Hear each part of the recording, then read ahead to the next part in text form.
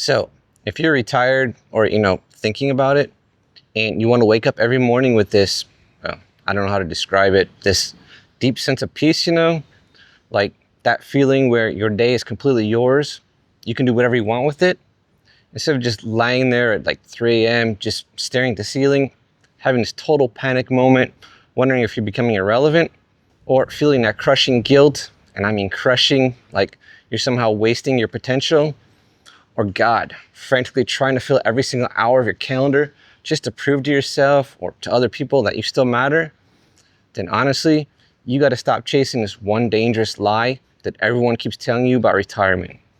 And I'm serious. This lie almost ruined my freedom before it even got started. I'm Jason, by the way. I retired early at 39, and man, it's been 9 years already. And right now, I'm literally standing on top of our hotel in Phnom Penh, Cambodia.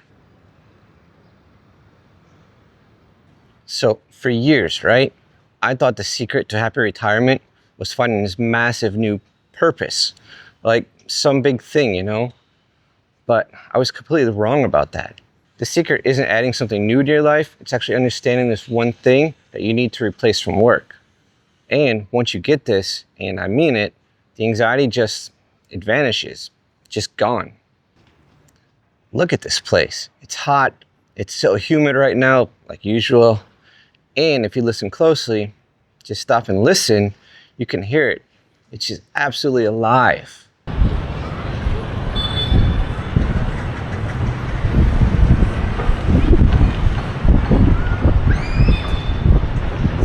My wife Darvi and I were here for a month. Actually, we're spending the entire winter, 5 full months, just traveling through Asia. And back home in Indiana, I know exactly what it looks like right now. It's gray, right? The wind's probably howling, snow's piling up, that whole thing. And honestly, I used to think that escaping that cold was the whole point. Like, that was the dream. I thought, if I can just retire early, if I can just get to the beach or somewhere warm, everything will be perfect, But I've got to be honest with you for a second here. When I first quit the rat race, I totally panicked. Like, full-on panic. I'd spent something like 2 decades defining myself by what I did. I was a producer. I solved problems. I had a title. People knew what I did. And then suddenly, silence. Just nothing. And you hear this all the time from retirement planners, don't you? They always tell you, oh, you need a purpose in retirement. And they'll say it like it's some sort of medical diagnosis or something. Like, oh, you're retired. Okay, better find a second act. Better start a nonprofit, write a book, do consulting. I mean, it's always something. And what happens is it turns retirement into this productivity contest. It makes you feel like if you aren't contributing to society in some measurable way, like something you can put on paper, well, you're just taking up space. You're wasting oxygen. I mean, I fell for it. I totally did. I felt this crazy pressure to turn my freedom into another job. I remember thinking, okay, I'm free now. So should I be, building something, starting something? And for a while, I actually did that. I spent years building and working on my online affiliate marketing business. But then one year, while we were visiting Darvi's family here in Cambodia, I just looked over at Darvi. She was in the kitchen with her family, and they were all laughing. The smell of fish sauce and roasting meat was just everywhere, filling the whole house. And she wasn't trying to achieve cooking, you know what I mean? She was just cooking. I mean, she loves to feed people. It makes her happy. She wasn't doing it to put on a resume or anything like that. She was doing it because it felt good in that exact second. That's it. And that's when it hit me. I mean, like, really hit me. See, the trap is thinking that purpose has to be this noun, like this thing you possess. Some sort of mission statement that you can frame on the wall and point to it. But what if purpose is just this distraction from what we're really all after? The real goal is fulfillment. And fulfillment, well, fulfillment is quiet. It doesn't announce itself. Real quick, I went from trading my life away for a paycheck to living on my own terms with $1 million and the world is my office by 39. If you want the same freedom, subscribe to this channel now. I break down the exact strategies that actually work and the brutal reality of what early retirement demands from you, because you need both to escape the trap and actually stay free. See, back in Indiana, if I'm being totally honest, I was miserable in the winter. I'd wake up, scrape the ice off the windshield, drive to work in the dark, come home in the dark. I had a purpose, my job, right? But I was dying inside. I mean, just slowly dying. And now we travel half the year. We're currently spending time visiting Darby's family. Last week, we were in Taiwan for 2 weeks. And we weren't doing anything productive by corporate standards. We were just hiking. We were discovering these small mom and pop restaurants tucked down these small little alleyways that you never find otherwise. Taking the bullet train to new cities. Heck, a few days, we just literally walked around looking at old temples for hours and just walked. Was any of that productive? No. But was it valuable? God, immensely. Like soul-filling valuable. See, the problem with this whole purpose advice is that it's designed to keep you on the treadmill. And that's what it does. It tells that you, just you as a human being, well, you're not enough. That you need to somehow justify your existence with output, with something to show for it. And actually, in a few minutes, I'm going to tell you the single mindset shift that allowed me to stop feeling guilty about doing nothing. And it's actually something that I learned from a monk here years ago. But honestly, it applies to anyone, even if you're just sitting on your porch back in Ohio. But first, let's talk about fear, because this is the real thing that nobody wants to admit. The fear is that if you stop running, you'll realize that you're boring. That without the meetings and the deadlines and all the busyness, that there's nothing there. Like you're empty. I mean, I felt that. I totally felt that. I remember sitting on the beach one time, supposedly living the dream, and I felt my chest tighten. And I thought, is this it? Am I just gonna sit here for 40 years? I mean, what am I even doing? And that existential dread is real. And it keeps so many people working one more year, then one more year after that. They aren't even working for the money anymore at that point. They're working because the office protects them from the silence, from having to actually be with themselves. Oh, and I should probably mention this because I see it in the comments all the time. This transition, it doesn't happen overnight. It just doesn't. When I first retired, I thought that I'd flip a switch and suddenly be this zen, relaxed person. Well, that's not what happened at all. It took me 2 years to really decompress. 2 years. I'd wake up some nights thinking about projects that didn't even exist anymore. I'd have these stress dreams about missing meetings for a job that I didn't have. It was strange. And I thought, well, there must be something wrong with me, you know?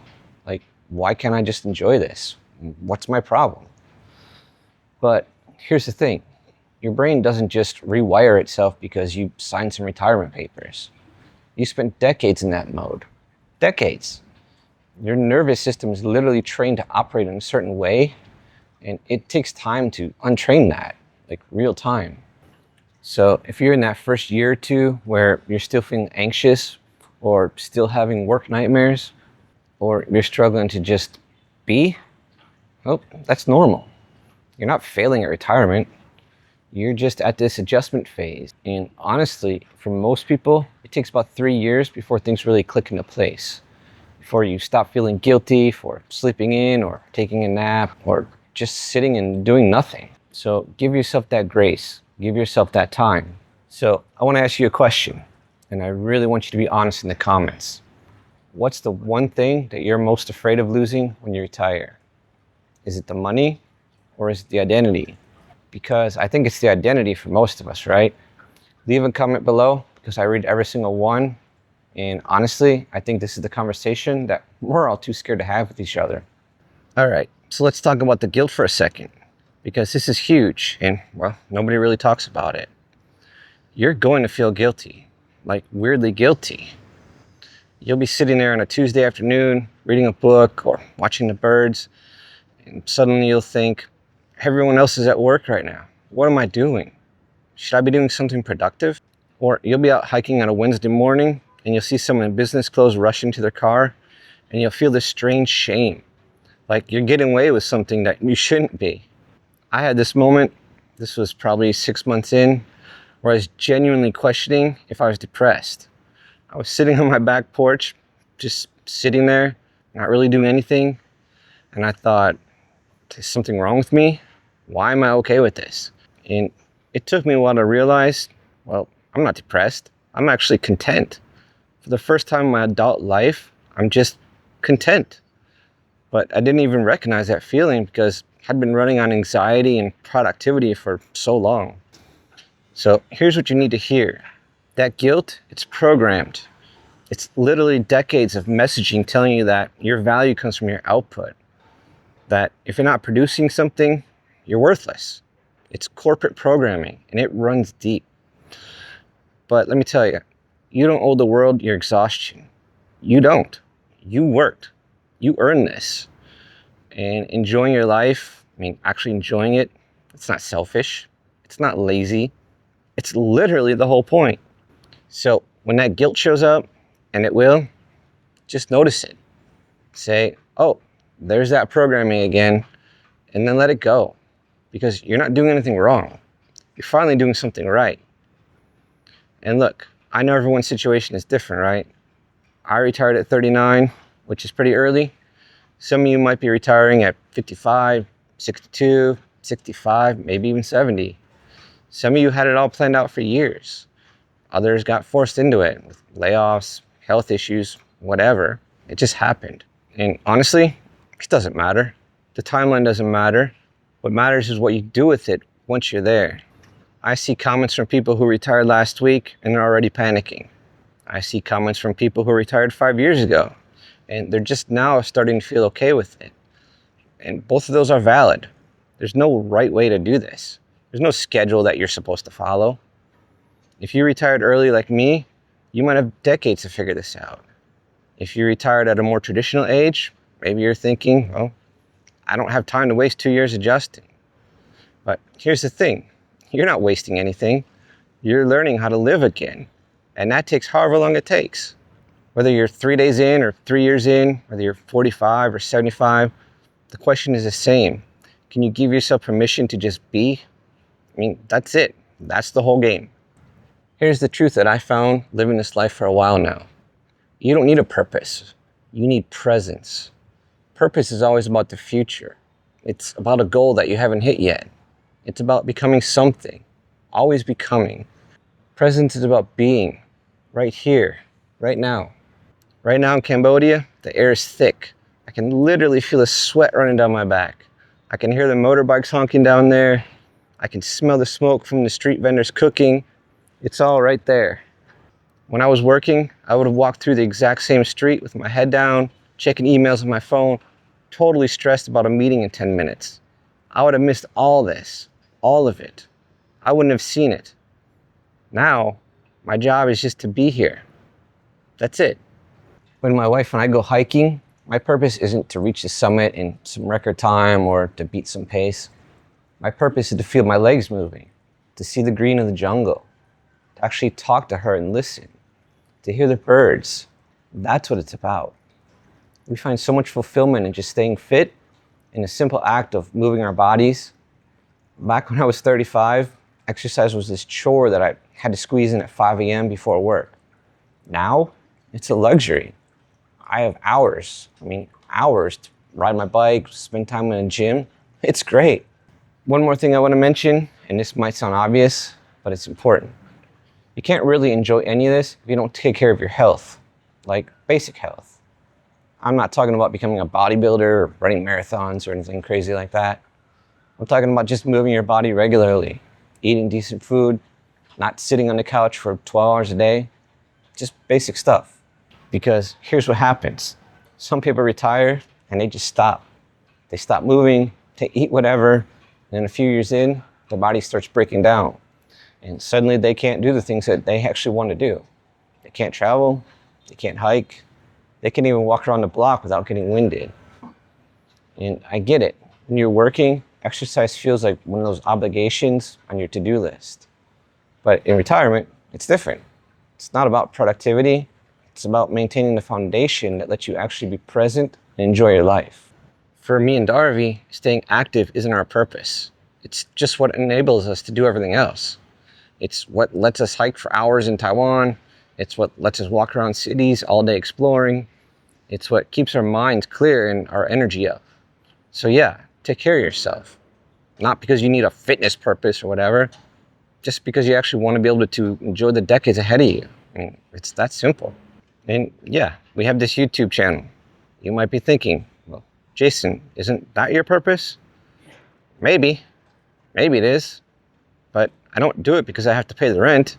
I do it because I want to connect with people. I want to share this stuff. If I stopped making videos tomorrow, I wouldn't suddenly be empty inside, because I still have the hiking, I still have the traveling, I still have the time with family. All that would still be there. We're spending a month with Darby's parents right now. Do you know how rare that is? To just sit with your in-laws and listen to their stories without constantly looking at your watch? Like, actually listen. This isn't some grand mission. You can't put sat-on porch with mother-in-law in LinkedIn, right? But God, it feels more meaningful than any quarterly report that I ever filed. Way more meaningful. All right, so let me talk to you about just this philosophy, because I love this. I remember reading about this idea. You don't need a reason to exist.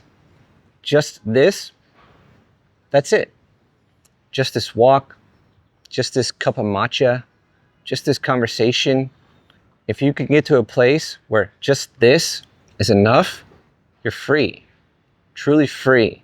Like, actually free. If you retire and you still need a title to feel good about yourself, you haven't really retired. You just changed bosses. You've swapped your manager for your own ego, and that's it. And I need to tell you, my friend, your ego is a terrible boss. It never lets you take a day off. Never. So I'm challenging you. If you're 50, 55, 60, and you're terrified of this void after retirement, stop looking for a purpose to fill. Just stop. Step into the void. You might find that on the other side of the silence isn't boredom. It's peace. Real peace. It's this realization that you, without the job, without the status, without all the busyness, are enough. You're already enough. I know that the world tells us that we need to leave a legacy, right? Like some big thing. But maybe the best legacy is just showing the people around you what a happy, calm, present human being actually looks like, you know? In my mind, Darby creates a legacy every single time she cooks a meal for us. I create a legacy every time I have a real, unhurried conversation with one of my nephews. Like, actually sit there and talk to them without being distracted. We're traveling, we're seeing the world, but honestly, geography doesn't matter as much as the headspace. You can be totally miserable in Cambodia, and you can be completely free in Indiana. Though I'm not gonna lie, the lack of snow definitely helps. But the freedom didn't come from the plane ticket. It didn't. It came from the permission I gave myself to stop achieving, to stop trying to prove something all the time, to just be a guy who likes to ride his bike, to be a husband who listens, to be a traveler who watches, who just takes it all in. That's enough. It really is. And look, I get it. Everything I just said sounds beautiful in theory, right? But there's that voice in your head right now saying, Jason, this is great for you, but what if I can't afford it? What if I run out of money halfway through and I'm stuck eating cat food at 75? Like that nightmare scenario that we all have. And that fear is legitimate. And honestly, that exact fear kept me working 2 extra years longer than I actually needed to. 2 years. But here's what I learned. The math isn't nearly as scary as the stories we tell ourselves.